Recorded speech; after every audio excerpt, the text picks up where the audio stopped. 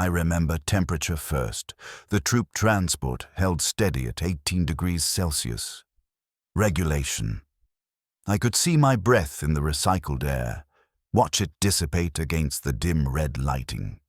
We sat in rows, 43 of us in that compartment. Praetorian Guard, Cardian veterans, a few Katashan survivors still wearing jungle camouflage under their new-issue fatigues. The best soldiers from 17 different regiments pulled from active duty without explanation. I was 26 years old, 8 years in the Imperial Guard. Sergeant Marcus Venn, 3rd Talon Armored, decorated twice for actions on Cronus IV. I had led men through orcish kill zones.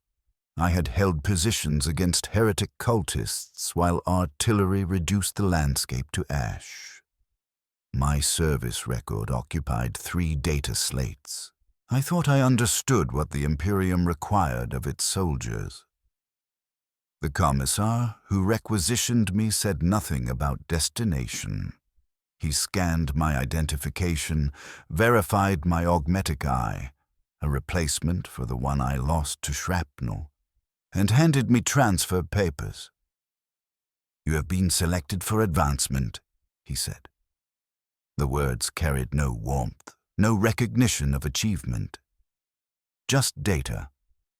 I reported to the transport with my kit and my laser gun. 23 other soldiers from my regiment made the same journey. I knew 4 of them personally.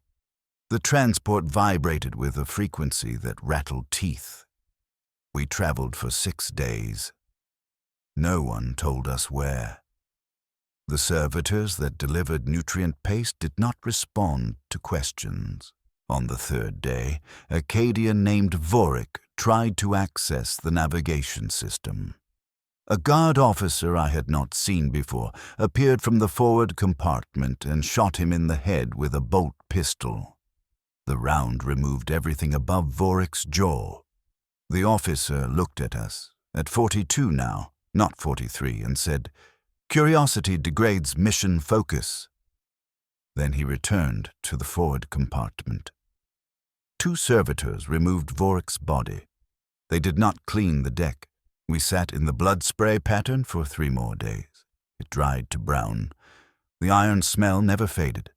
I logged this in my personal data slate. First death. Killed for asking questions. I noted the time, the method, the officer's rank insignia. I still kept records then. I still thought documentation mattered. We arrived at a facility with no name. The planet designation was redacted from all visible displays. Gray sky. Gray rockcrete. Temperature 7 degrees colder than the transport.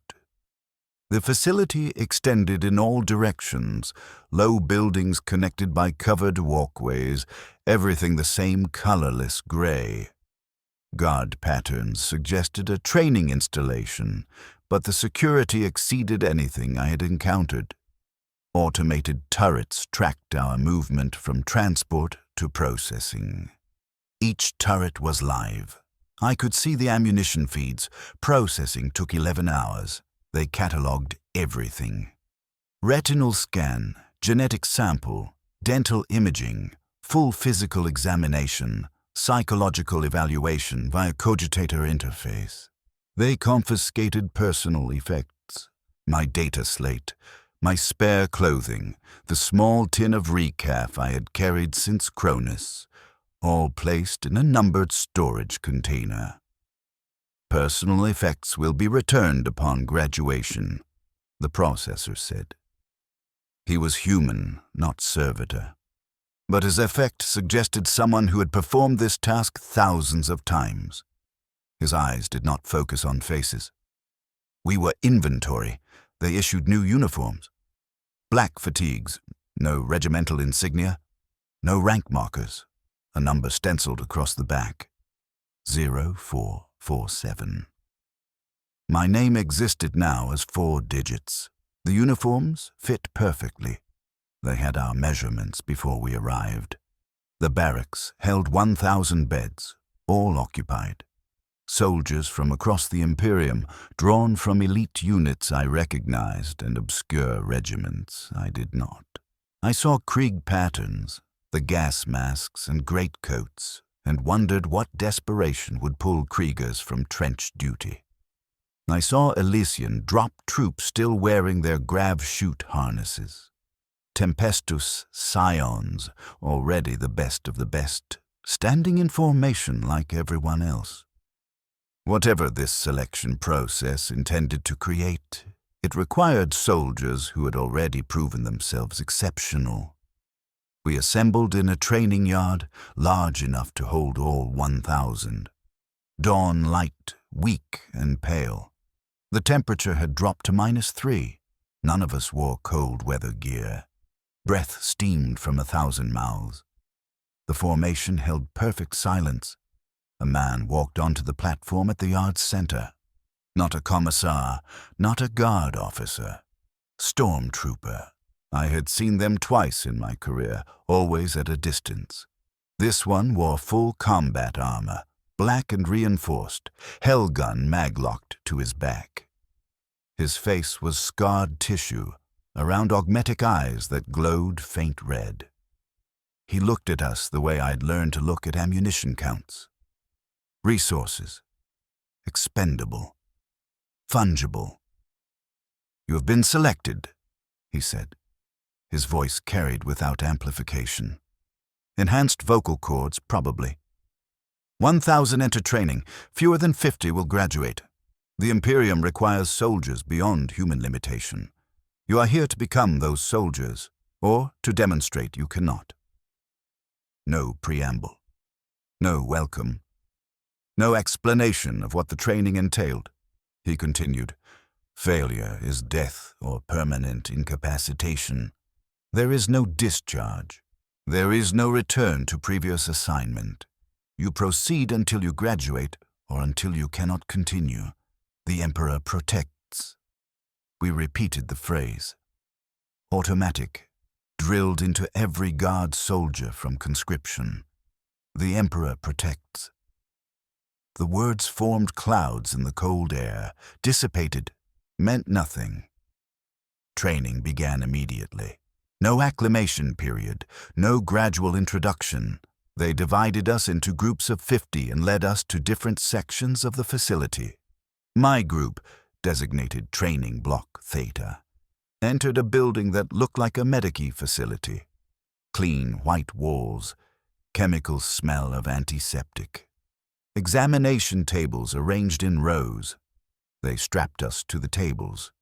Restraints across chest, waist, wrists, ankles.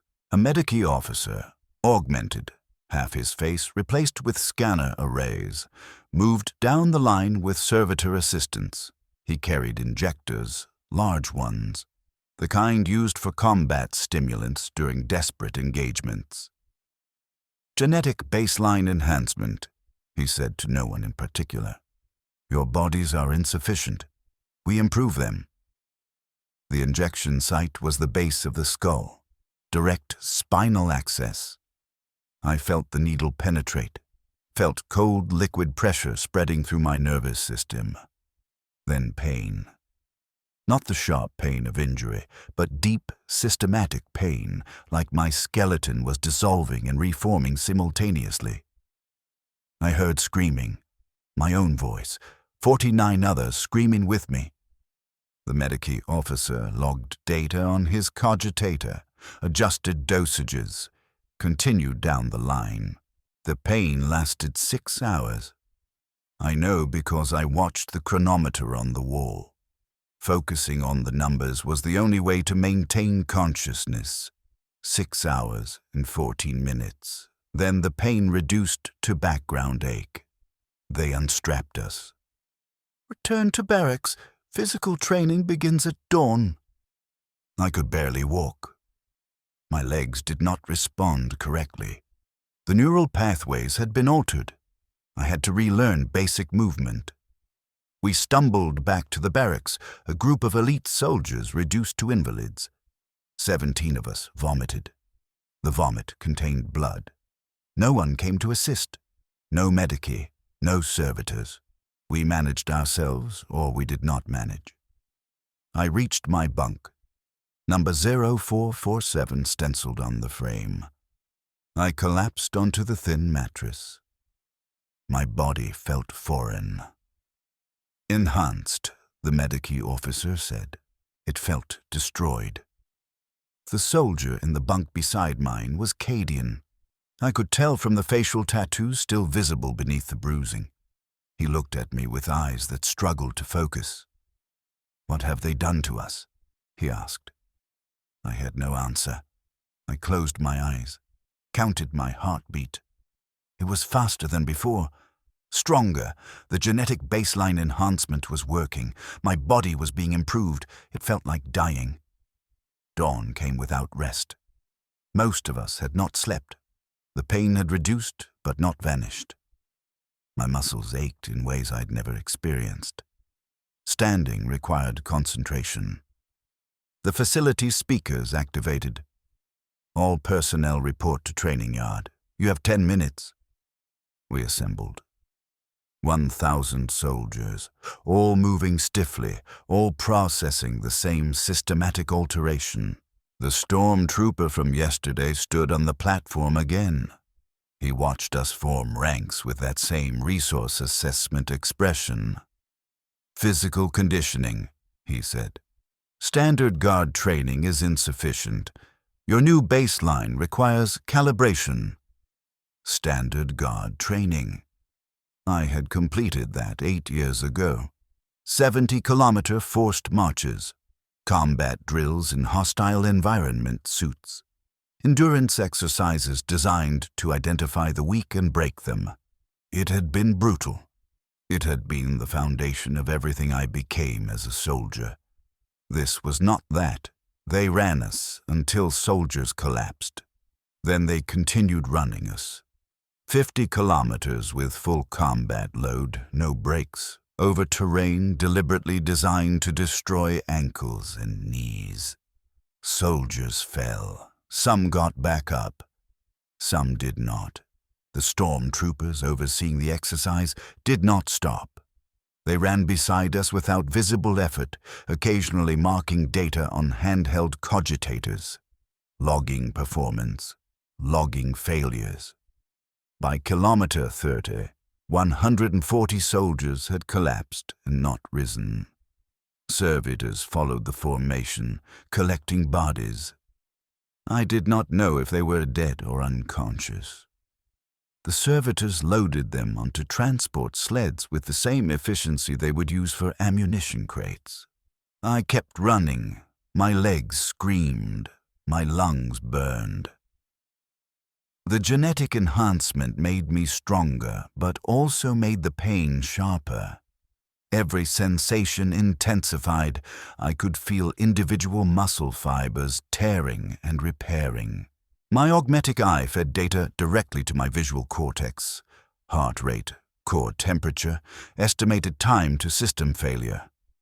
I ignored it. I ran. The Cadian beside me, the one who had asked what they had done to us, stumbled at kilometer 41. His legs simply stopped functioning. He went down hard, face first into the rockcrete. I heard his nose break. He did not get up. I looked back once. A servitor was already moving toward you. Then I focused forward and kept running. We returned to the facility after 50 kilometers. 837 soldiers remained standing.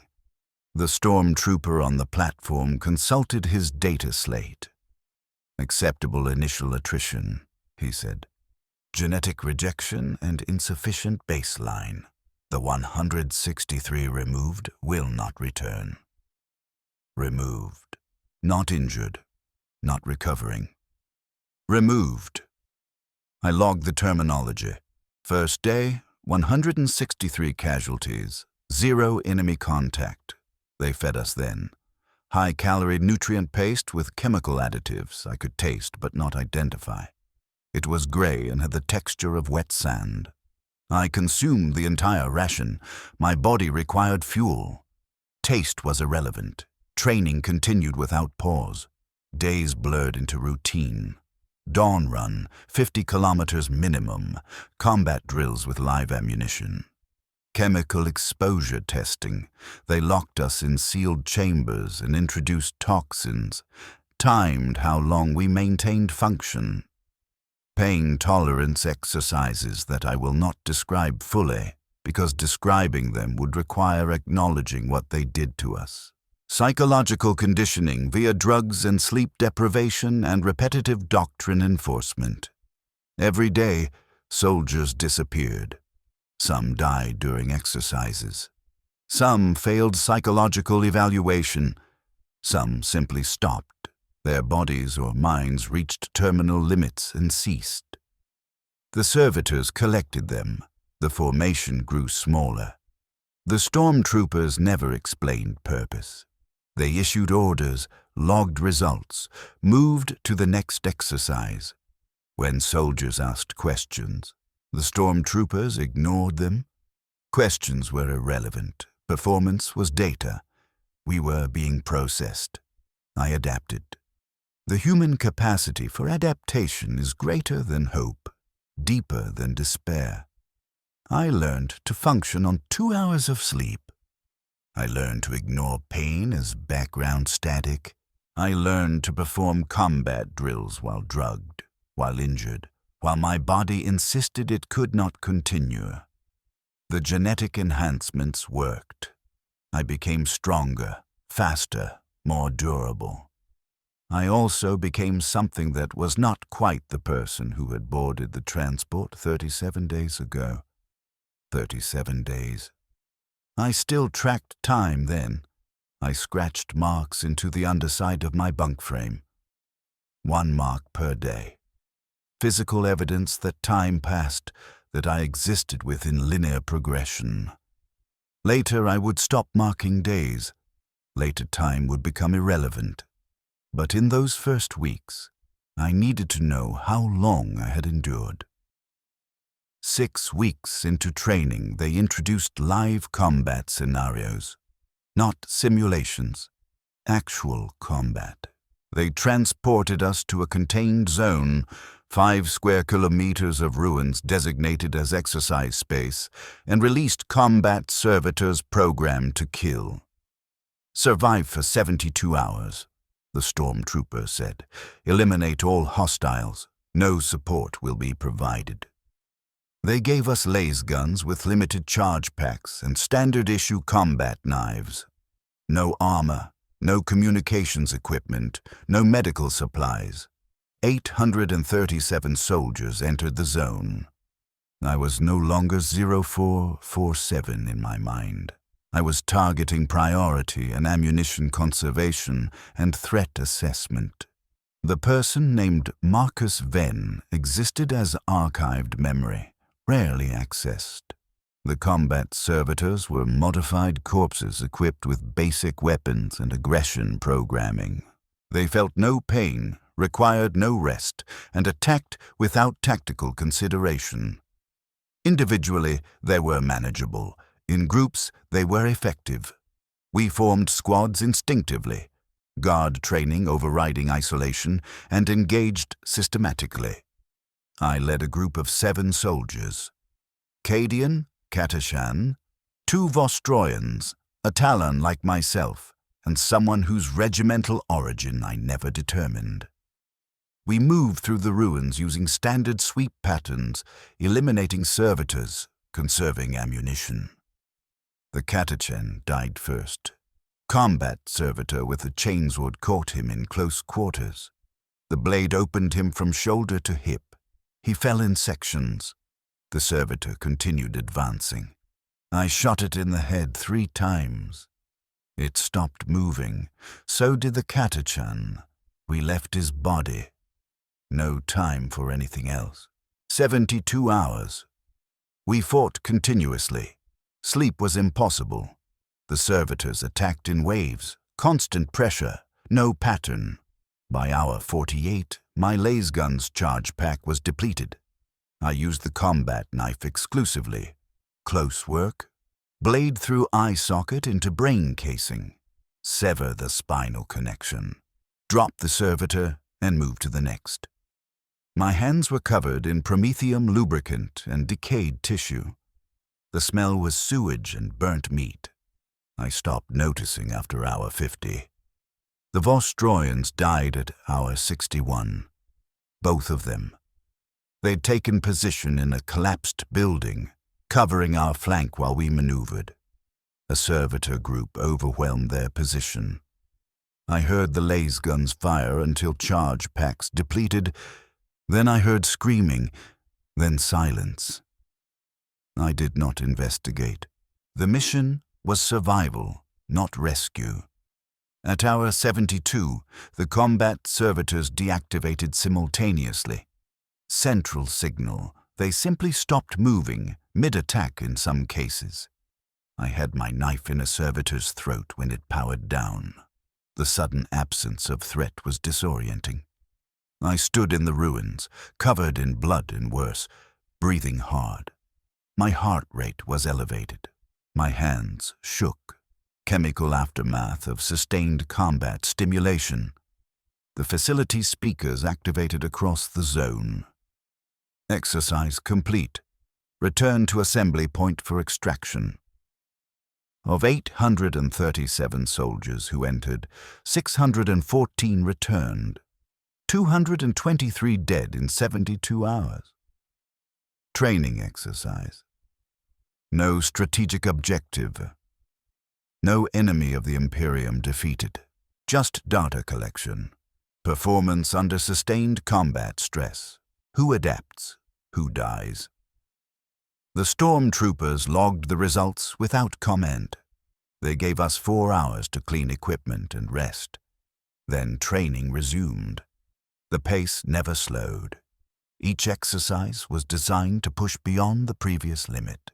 Enhanced genetics allowed us to survive conditions that would kill normal humans, which meant they could subject us to worse conditions. The enhancement was not gift. It was expansion of suffering capacity. 3 months into training, 91 marks on my bunk frame, they introduced the soldier who would matter most. The one whose death I still carry as primary data corruption in my consciousness archive. His number was 0283. I never learned his name. By that point, names were archived memory, irrelevant to function. But I remember his physical details with precision that exceeds tactical necessity. 2 meters tall, heavy muscle development, Katachan build. Scarring across his knuckles suggested close combat specialization. His eyes were gray, unusual. Most soldiers in the facility had brown or black eyes. The gray was distinctive. I noticed it during a combat drill. We were paired for hand-to-hand training, full contact, no protective equipment, continue until one fighter can it. And when he looked at me before engagement, I registered the gray eyes and filed the observation. He nearly killed me in that first bout. Katachan close combat doctrine is brutal efficiency. No wasted movement. He broke my left arm in the first 30 seconds. Compound fracture, bone through skin. I felt it snap, felt the grinding sensation of broken pieces. Pain was extraordinary. I continued fighting. Pain was irrelevant to mission completion. I managed to choke him unconscious with my remaining functional arm. When he dropped, the stormtrooper overseeing the bout logged my performance and sent me to the Medicaid facility. They repaired the arm, bone stimulation, augmented healing. I was functional again in 48 hours. The arm was stronger than before. Reinforced bone structure. Every injury was opportunity for enhancement. Every failure, opportunity for correction. The Imperium wastes nothing, including damage. I saw 0283 again during the next combat exercise. Different scenario. Urban warfare simulation with live ammunition and collapsing building hazards. We ended up in the same squad by chance. Random assignment. He looked at me and touched his own left arm, acknowledgement of the injury he had caused. Not apology, acknowledgement. I nodded. He nodded. We advanced into the exercise zone. He was exceptional. I was proficient. 8 years of guard service, elite unit, decorated. But he operated at a level that exceeded training. Instinct. He moved through the urban environment like he could predict building collapses, enemy positions, optimal firing lines. I followed his lead. Our squad of 12 survived the exercise with 9 personnel intact. Best survival rate of any squad in the exercise. The stormtroopers noted this. They began assigning us together. Training month 6. I stopped counting days. The marks on my bunk frame became meaningless. Time was exercise cycles, injury recovery intervals, enhancement procedures. Linear progression lost relevance. We existed in perpetual present tense. Mission, execution, rest, repeat. They assigned 0283 to my bunk row. 6 beds down, close enough to observe. I watched him maintain his equipment with Katashan thoroughness. He cleaned his laser gun twice daily, oiled every moving part, checked the power cell connections with fingertip precision. Most soldiers maintained equipment adequately. He maintained his like it was alive, like it mattered. We did not speak during those first weeks of proximity. Speech was minimal facility-wide. Orders given, acknowledged, executed. But I observed. He ate his nutrient-paced ration slowly, methodically, where others consumed quickly to finish the unpleasant task. He tested his combat knife's edge every morning against his thumbnail, checking for microscopic imperfection. Small rituals. Signs of consciousness that still processed experience rather than merely executing function. Month 7. Deep water survival exercise. They sealed us in flooded chambers, full combat gear, and monitored how long we maintained tactical effectiveness while drowning. The water was 4 degrees Celsius. Chemical additives prevented freezing. We lasted as long as our lungs held, then breathed water, then continued operating through panic and biological shutdown. Enhanced genetics extended survival duration. I functioned for 9 minutes after my lungs filled. I completed the assigned task, assemble a communications device underwater, in the dark, while drowning, and then lost consciousness. I woke in the Medicaid facility, drainage tubes in my lungs. Violent coughing. The Medicaid officer stood over me logging data. Acceptable performance, he said. 11 minutes total submersion. You maintained consciousness 90 seconds longer than previous trial. The bed next to mine held 0283, also drainage tubes, also coughing. His gray eyes found mine through the Medicaid facility's harsh lighting. He was alive. I experienced something that my clinical vocabulary could not properly classify. Relief, possibly. Or recognition that his functionality continued, which improved overall unit effectiveness. I did not analyze the feeling further. I logged it as positive mission outcome and returned to recovery protocols. They released us after 8 hours. We walked back to barracks together. First time we had traveled anywhere without assigned squad formation or direct supervision. The facility's corridors were empty, just us and the sound of boots on rockcrete. He spoke. First words I heard from him, "You fight well." Simple statement, 3 words. I processed the statement, evaluated appropriate response. "You also," I said. Silence for 20 meters. Then, "Where did you serve?" "Talan, 3rd Armored. You?" Catachan, 7th Infantry. He paused. Lost my regiment on Hadrian's World. Tyrannid Splinter Fleet. 3,000 deployed. 47 survived long enough for evacuation. I knew the statistics from tactical briefings. Hadrian's World had been scoured lifeless. The 47 survivors from Catachan's 7th were noted as exceptional resistance against impossible odds. I looked at him with adjusted assessment. Tyrannid survivor. No wonder his combat instincts operated beyond standard parameters. He had fought enemies that evolved in real time to counter tactics. "I am sorry for your regiment," he said. "Standard Guard condolence." "They died well," he said. "Standard Guard acceptance." We reached the barracks, returned to our bunks. He was 6 beds away. I could see him if I turned my head. I found myself checking periodically, confirming his continued functionality. Unnecessary, inefficient. I did it anyway. After that, we spoke occasionally. Brief exchanges, comparing equipment maintenance techniques, sharing tactical observations from exercises.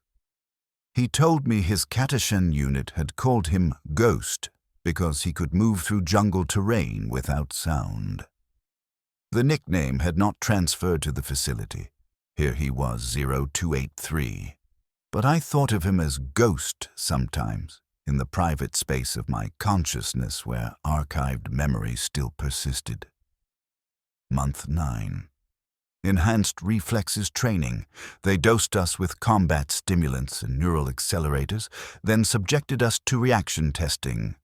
Automated turrets fired rubber projectiles at lethal velocity. Avoid or be injured.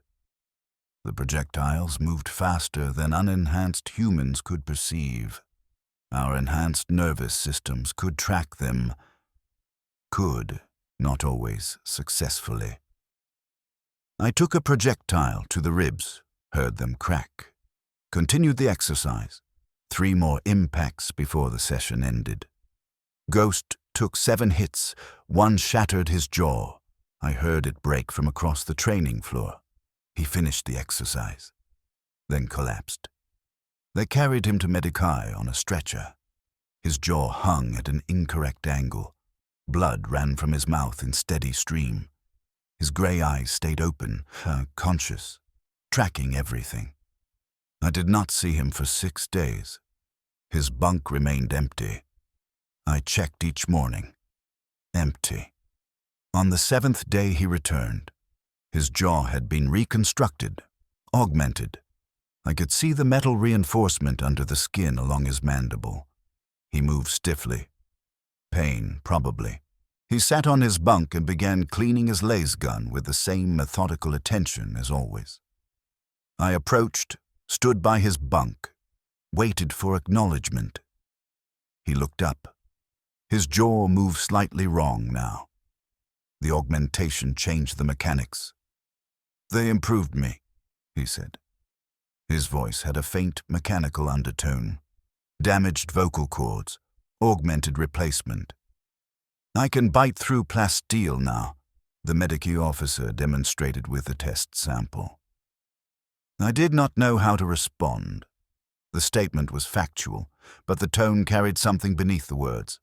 Bitterness, maybe. Or recognition of what improvement cost.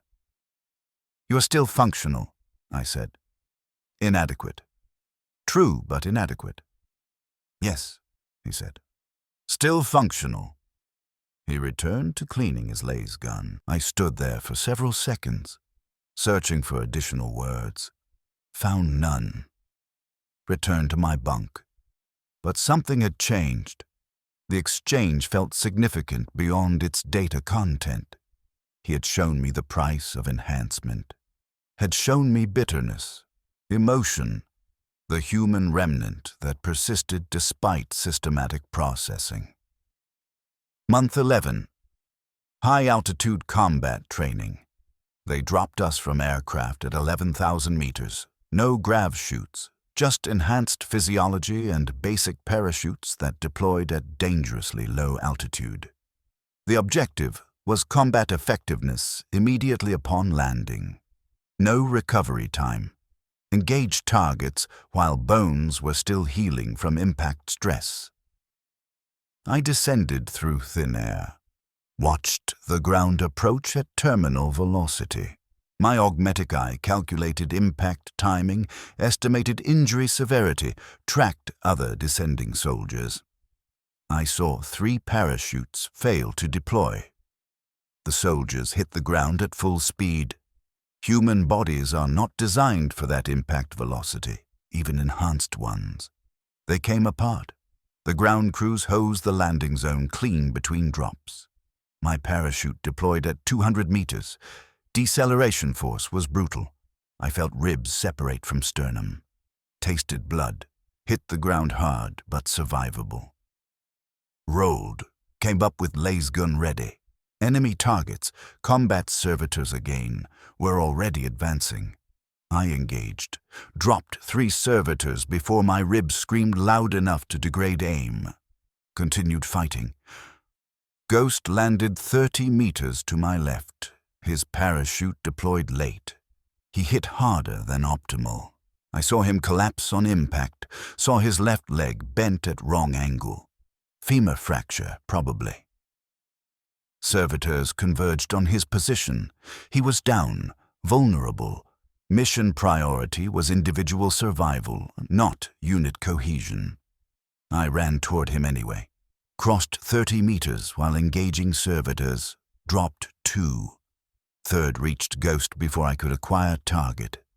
He was on the ground, leg destroyed.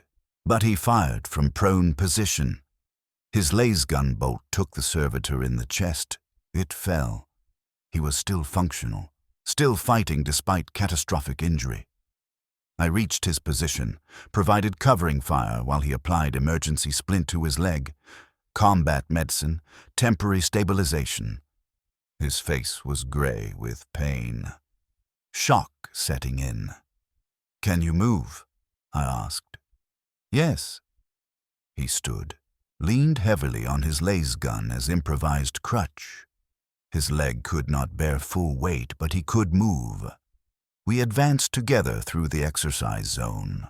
I covered right field of fire. He covered left. We moved slower than tactical doctrine recommended, but we moved. The exercise lasted 6 hours. We completed all objectives. When extraction arrived, Ghost's leg was swollen to twice normal size, black with internal hemorrhage. The Medicaid team sedated him immediately and transported him for emergency surgery. I watched the transport leave, logged his injury status, returned to barracks alone. He was gone for 12 days this time, longer than the jaw reconstruction. When he returned, his left leg had been extensively augmented. I could see the mechanical reinforcement through his fatigues, piston-assisted movement, enhanced strength. He walked with slight mechanical cadence. Click step, click step. The human leg replaced with something more durable. I said nothing when he returned to his bunk. He said nothing. But that night, after lights out, I heard his voice in the darkness. Quiet. Meant only for me. "How much of us do you think remains?" he asked. I processed the question, analyzed my own augmentations. Augmetic eye, reinforced skeletal structure, genetic baseline enhancement, neural pathway modifications, organ improvements. How much remained? What percentage constituted sufficient humanity? "I do not know," I said. Truth. I did not know. "I barely recognize myself anymore," he said. "My body does not respond the way I remember. My thoughts process differently. Sometimes I think in tactical data instead of words." Pause. "Do you experience that?" "Yes," I said. "Every day.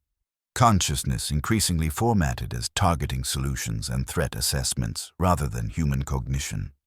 Yes, I experience that." Good, he said. The word carried weight I could not fully pass. Relief, maybe, or the comfort of shared experience.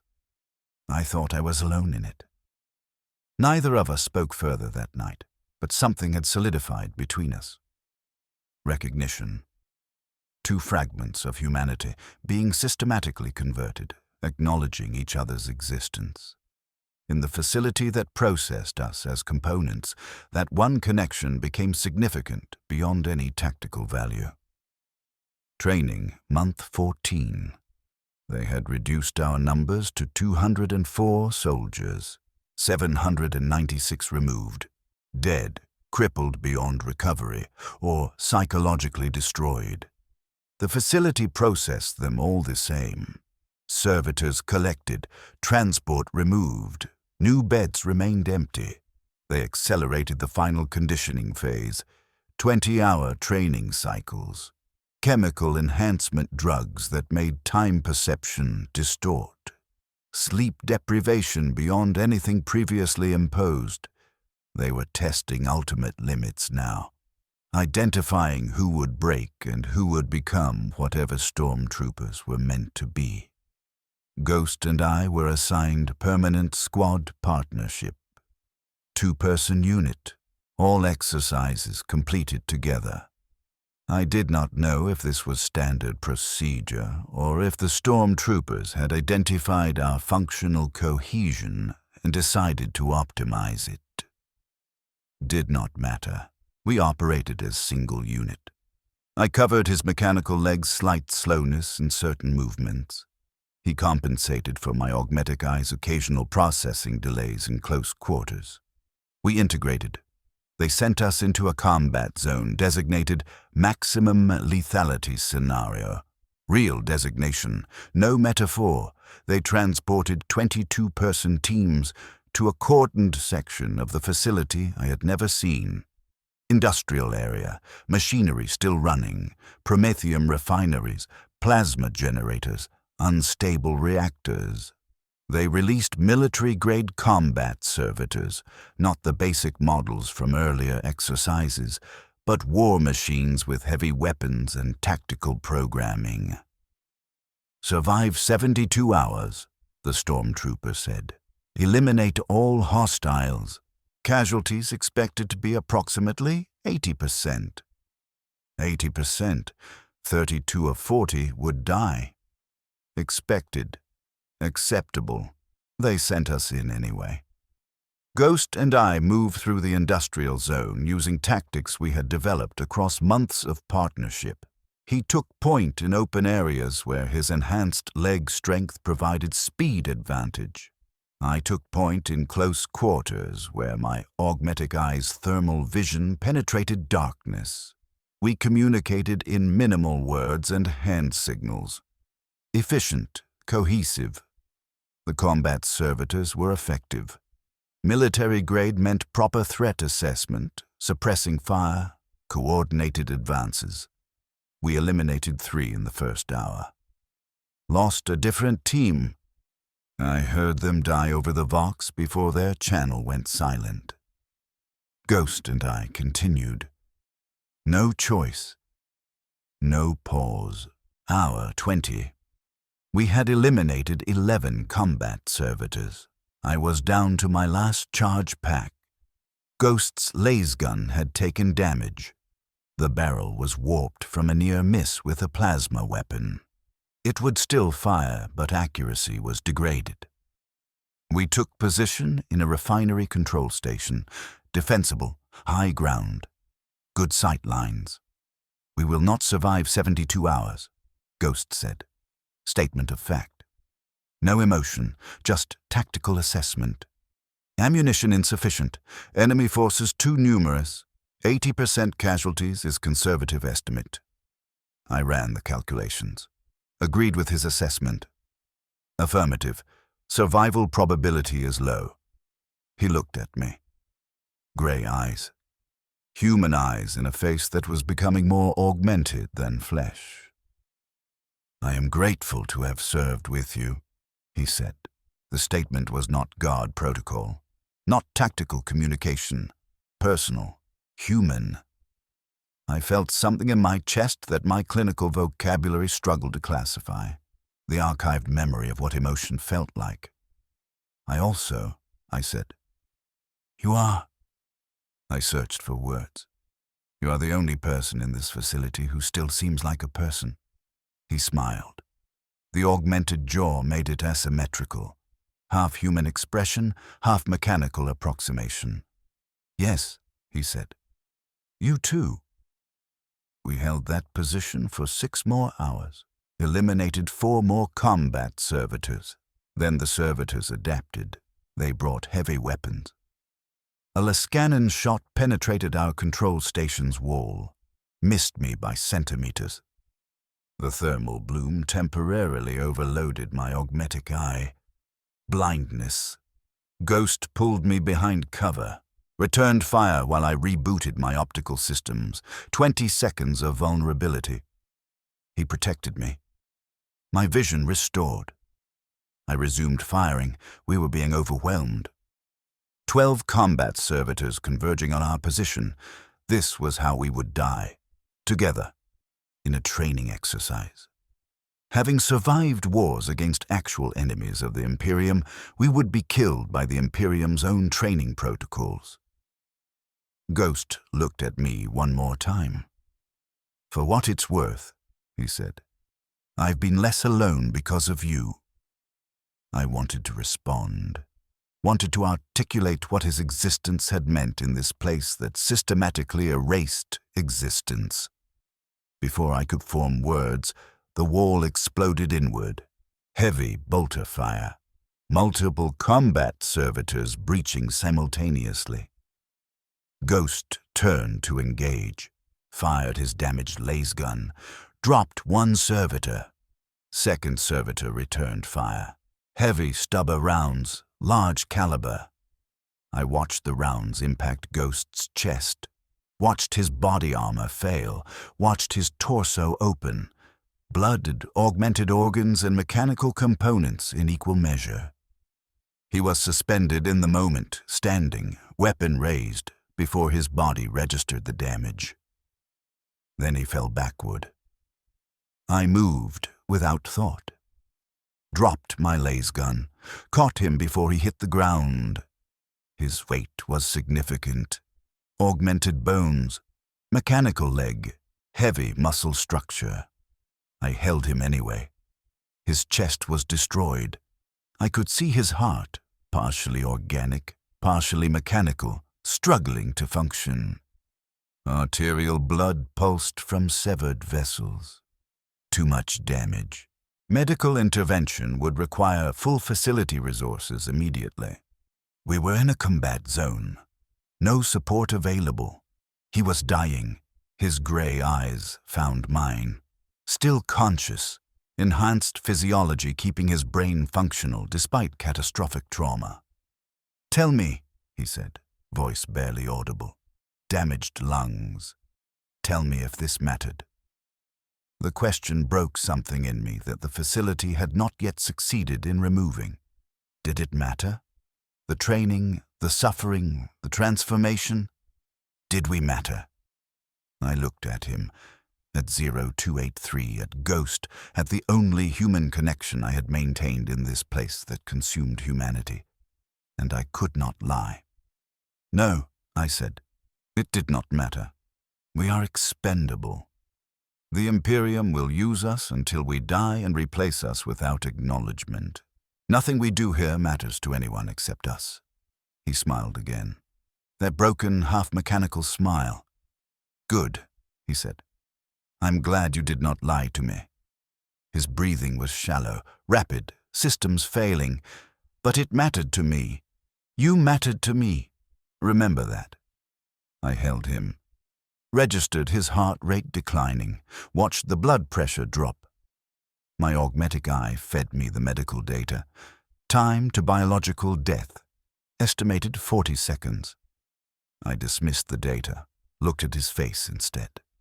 Let him see someone looking at him as human, not resource, in his final moments. I will remember, I said. I promise I will remember you. His eyes stayed open. Gray, clear, human until the moment they were not. I felt his heart stop through my hands pressed against his destroyed chest. Felt the moment of transition. Living system to dead matter. He was gone.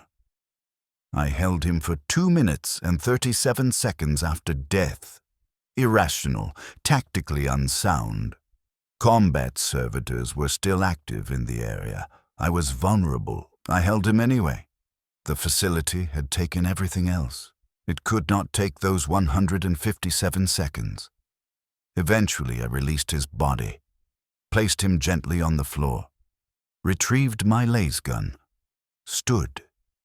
Something in my consciousness had broken or been carved away. The part of me that maintained clinical distance, that processed experience as data, had ceased functioning. I felt everything, rage, grief, hatred for the Imperium that demanded this, hatred for myself for participating, for surviving when he had not. I eliminated every combat servitor in the sector. 11 of them, methodical, precise. I used my last charge pack, then used my combat knife, then used my hands. I killed with the enhanced strength they had given me, the improved reflexes, the augmented physicality. I used every enhancement they had installed to destroy their machines. When silence finally settled, I stood alone in the refinery zone, surrounded by destroyed servitors and my hands covered in promethium lubricant. I returned to Ghost's body, sat beside him, waited for extraction. The stormtroopers arrived after 72 hours. 8 soldiers survived from 40, 20%, better than their 80% casualty estimate. They logged the results. Noted my performance. I had eliminated 17 combat servitors. Highest individual count. Exemplary, the stormtrooper said. They collected Ghost's body with the others, loaded onto a transport sled. Inventory, resources. I watched them take him. I said nothing. What was there to say? The Imperium had consumed him completely. From elite soldier to training casualty to anonymous corpse.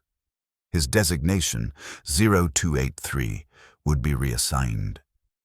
His bunk would be filled with another soldier eventually. The facility would continue processing, but I remembered. His gray eyes, his methodical equipment maintenance, the sound of his augmented leg, click step, his question, how much of us remains? His final words, you mattered to me. I carry that data, archived in the consciousness that the facility has not yet fully converted to machine logic. He mattered. To me. Only to me, perhaps.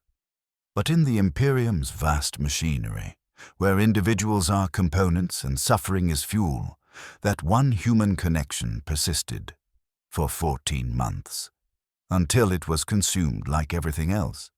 Training continued, because training always continued. 143 soldiers remained. They accelerated the final phase. We were close to completion, close to graduating, close to becoming whatever stormtroopers were meant to be. I operated without the buffer Ghost had provided. Every exercise was direct exposure to the facility's intent. It wanted to erase me. Replace Marcus Venn, Sergeant, Talon 3rd Armored, with a function, a weapon, a resource the Imperium could expend. It was succeeding. Month 18. 97 soldiers remained. They subjected us to final psychological conditioning, drugs and doctrine and exposure to Imperium theology until the Emperor's word overwrote personal thought. They strapped us to examination tables, again, always again, and ran electrical current through neural pathways. Rewriting, improving, optimizing our loyalty. I endured. because enduring was all that remained. Ghost was gone. My regiment was gone. The person I had been was archived memory, corrupted and fragmenting. But I endured because he had asked me to remember, and remembering required consciousness. Month 22. 68 soldiers remained. They ran the final examination. Combat effectiveness testing under maximum stress. They dropped us individually into hostile environment with no support and no extraction guarantee. Survive 7 days. Complete the objectives. Prove you have become what the Imperium requires. I survived. Completed every objective. Eliminated every target. Operated at 112% of standard stormtrooper efficiency parameters. I had become the weapon they intended. Enhanced. Lethal. Loyal. When they extracted me after 7 days, I felt nothing. The rage from Ghost's death had burned out. The grief had been processed into archive. I existed as function. Purpose without self. The facility had succeeded. Final graduation assembly. 43 soldiers remained. From 1,000, 4.3% survival rate. Acceptable losses, apparently.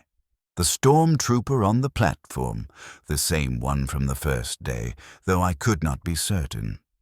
They all looked identical, regarded us with that resource assessment expression. "You are stormtroopers now," he said. "The Emperor's elite. You will be deployed to the Imperium's most critical combat zones. You will accomplish missions that Standard Guard cannot. You will serve until death. The Emperor protects." We repeated the phrase. 43 voices.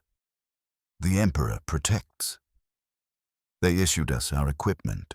Carapace armor, reinforced, hell guns with belt-fed power cells, combat knives of master-crafted quality, everything we needed to kill efficiently.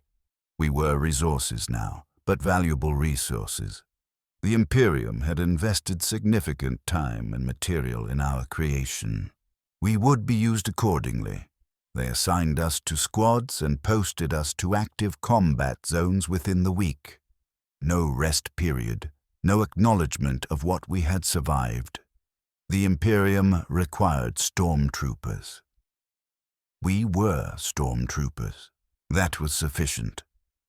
I was assigned to Hive World Varsavia. Chaos cult uprising, 30 million hostiles estimated. The Guard was losing ground.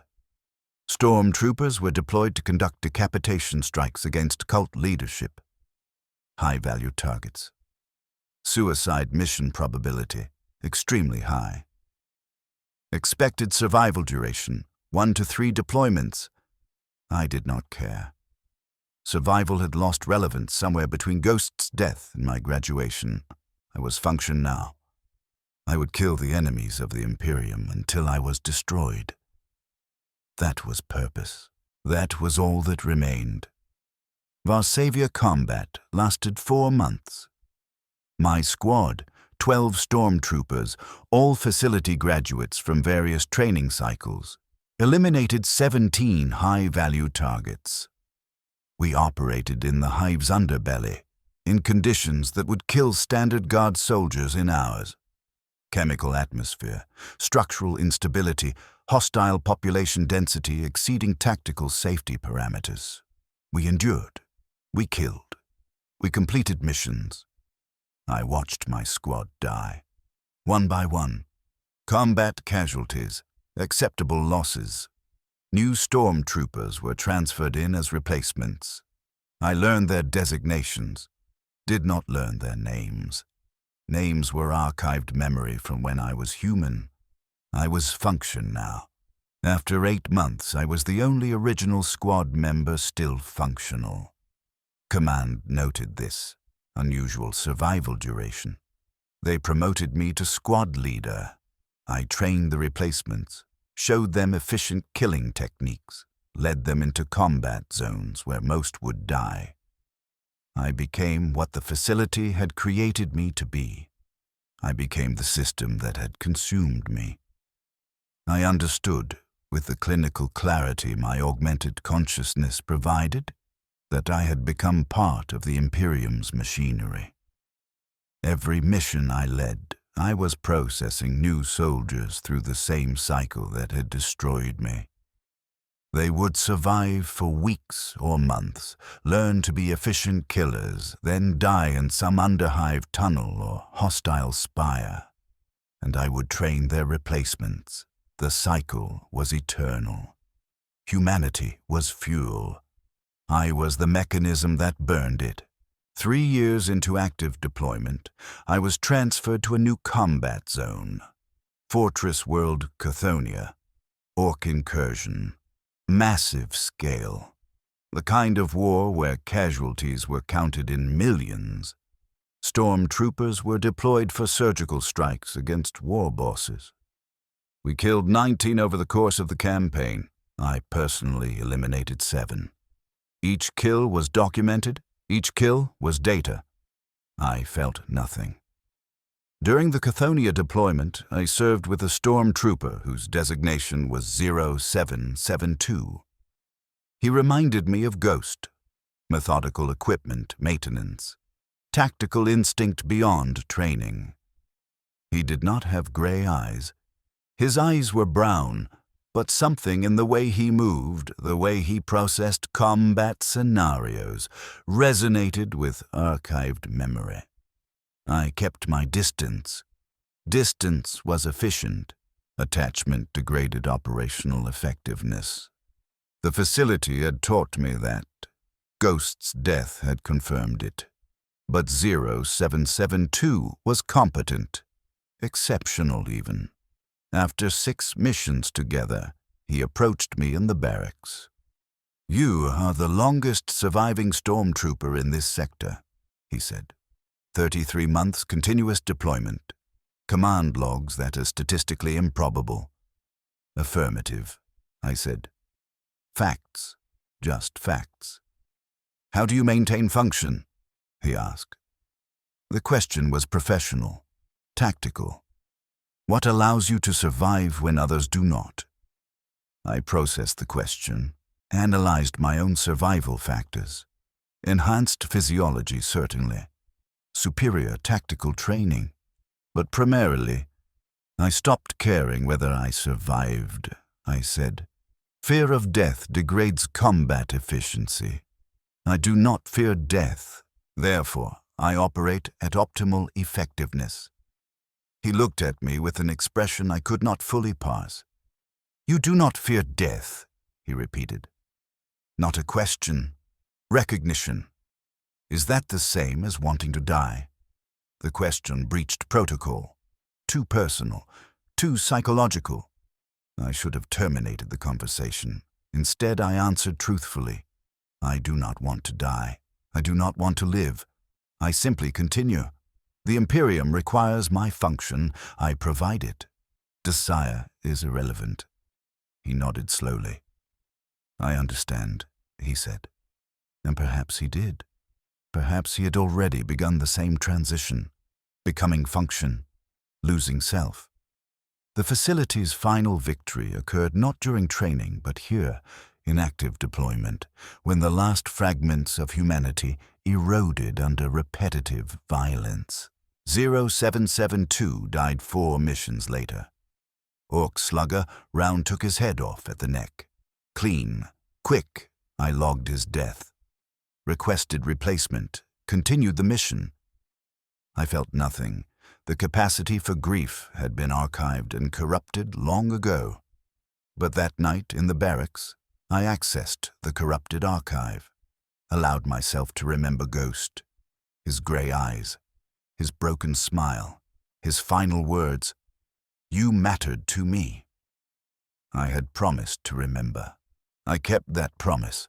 It was the only promise that meant anything, the only human thing that remained in my consciousness. 5 years active deployment. I had trained 63 replacement stormtroopers. 51 had died. The remaining 12 were transferred to other sectors. My survival duration was now classified as statistical anomaly. Command requested I return to the training facility. They wanted to analyze what factors contributed to extended survival. They wanted to identify what made me different so they could replicate it. I returned to the facility. Same gray rock-crete buildings, same sterile corridors. The training yard held 1,000 new soldiers, candidates, resources waiting to be processed. I stood on the platform where the stormtrooper had stood on my first day. I looked at 1,000 faces, young, human, still containing the individuals they had been. I was ordered to address them, to tell them what they would become. I spoke the words command had instructed me to speak. You have been selected for elite training. The process will be difficult. Many will not graduate, but those who do will serve the Emperor at the highest level. The Emperor protects. I saw their faces, saw the fear and determination and hope. They believed they would be the ones to survive.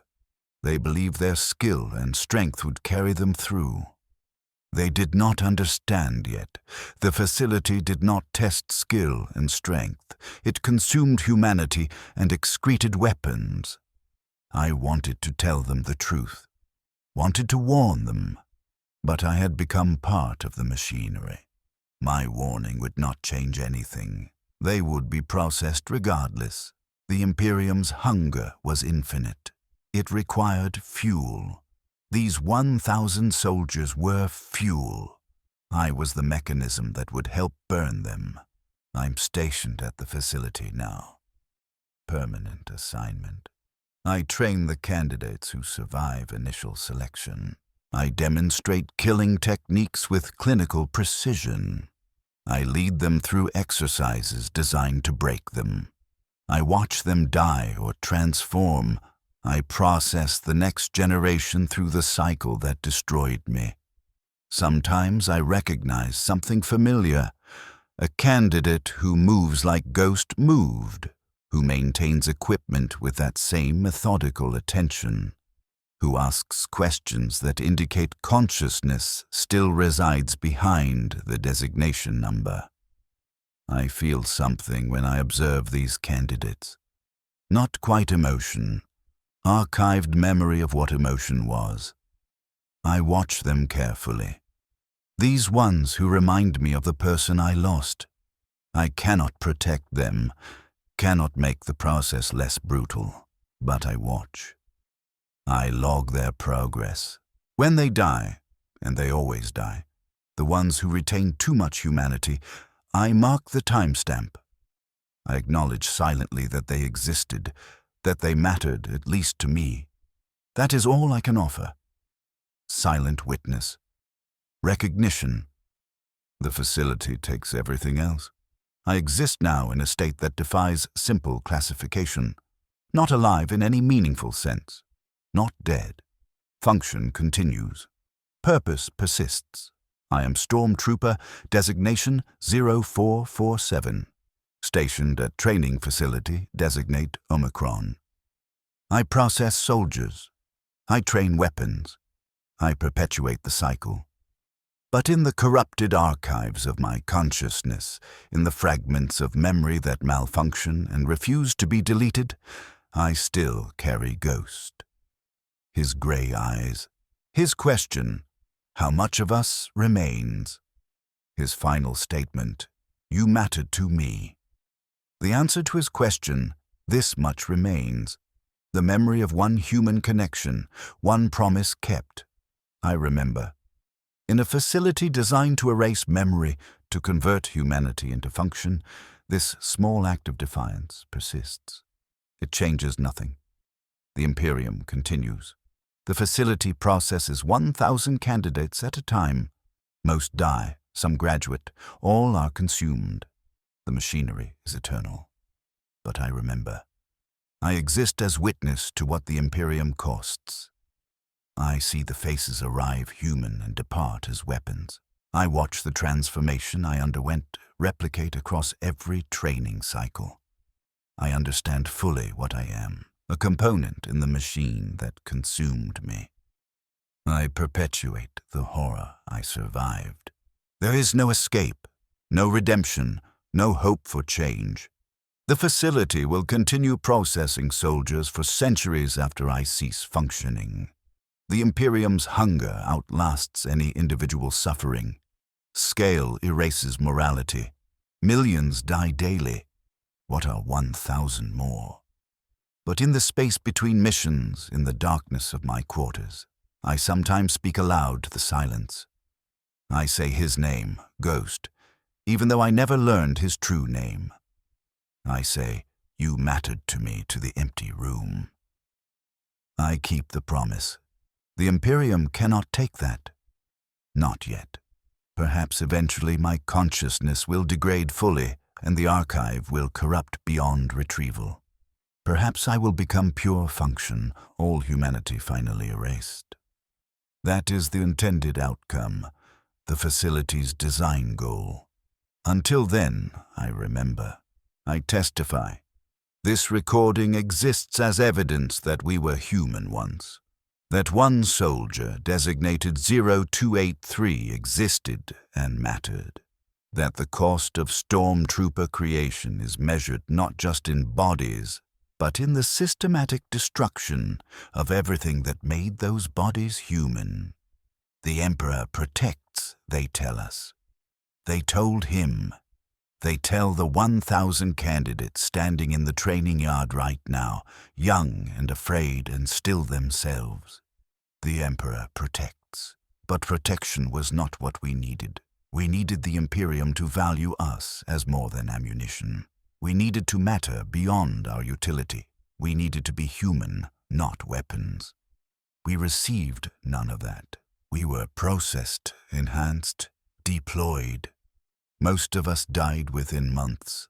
The training that consumed our humanity was rendered meaningless by combat attrition rates that erased us as efficiently as the training had. The facility's brutality was pointless. We would die anyway. Whether we graduated or failed during training made no difference to final outcome. 4.3% survived to graduation. Of those, 91% died within their first year of deployment. The math is simple. The facility killed more of us than the Imperium's enemies would have. We were elite soldiers before we arrived. We would have served effectively in our original regiments. The stormtrooper process did not create better soldiers. It created broken weapons that functioned briefly before catastrophic failure. Ghost would have survived longer if they had left him with Katashan's 7th. If they had not pulled him from his regiment, from the soldiers who knew him, and processed him through systematic dehumanization. He would be alive now, deployed somewhere, fighting, human. Instead, he died in a training exercise. His body was discarded, his designation reassigned. The facility logged his death as acceptable loss and continued processing the next 1,000. I am what survived that process. But survival is not victory. I exist as testament to what the Imperium destroys in its hunger for weapons. I train the next generation of victims because the machinery requires it, and I have become part of the machinery. This is the Imperium's truth. This is what stormtrooper creation costs. Not just the bodies, not just the casualties. The systematic annihilation of humanity, one soldier at a time, processed through a facility that converts men into weapons and calls it enhancement. The Emperor protects. No, the Emperor consumes. And we are the fuel. I log this testimony and return to my duties. 1,000 new candidates are entering training tomorrow. I will stand on the platform and tell them they have been selected for something great. I will watch them believe it. I will begin the process of destroying them, because that is my function now. That is what remains of Sergeant Marcus Venn, Talon 3rd Armored. That is what the facility created from the soldier who promised to remember. I remember. I testify. I continue. The machinery turns. The cycle repeats. The Imperium endures. And in the corrupted archives of one consciousness, in the fragments that refuse deletion, a soldier with grey eyes still exists. Still matters, still reminds me that we were human once, before they made us into this. That is the only victory available. That is the only defiance possible. I remember.